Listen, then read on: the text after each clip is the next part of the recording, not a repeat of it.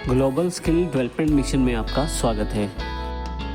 पिछले सेशन में हमने जानकारी ली किस प्रकार हमने एसोसिएटिव एरे को प्रयोग किया और देखा किस प्रकार से हम इन्फॉर्मेशन को एरे प्रोसेस में सेव कर सकते हैं। इस सेशन में भी हम एरे की ही जानकारी लेने वाले हैं, लेकिन हम यहाँ से थर्ड सेगमेंट की तरफ बढ़ने वाले हैं मल्टी डायमेंशनल एरे के रूप में।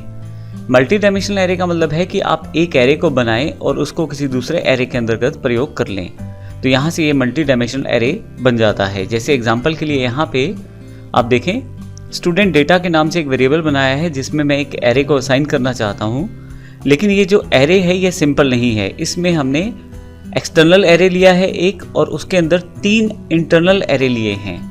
हर अंदर वाला एरे जो है वो एक डेटा को स्टोर करता है नाम और मोबाइल के रूप में। जैसे आप पहले एरे में देखें तो अरविंद, उसका नंबर, फिर दूसरे एरे में देखें नाम सुमित और उसका नंबर, तीसरे में फिर उसका नाम और फिर उसका नंबर। तो आइए देखते हैं मल्टी डायमेंशनल एरे को हम किस प्रकार से प्रैक्टिकली प्रयोग कर सकते हैं अपने एग्जांपल्स में। यहाँ मैंने पहले ही लेफ्ट हैंड साइड पे मल्टी हिलाएगा। इसका अर्थ यह है कि अगर आप 0 एलिमेंट का नेम देखना चाहते हैं तो फिर आपको कुछ इस तरह से लिखना पड़ेगा, स्टूडेंट डेटा 0 का मतलब ये पहला हमारा एरे एलिमेंट। उसके पश्चात नेम, इसका अर्थ है ये वाला नाम। तो यहाँ पे आपके पास अगर आप इसको प्रिंट करने की कोशिश करें तो यहाँ पे अरविंद प्रिंट हो जाएगा।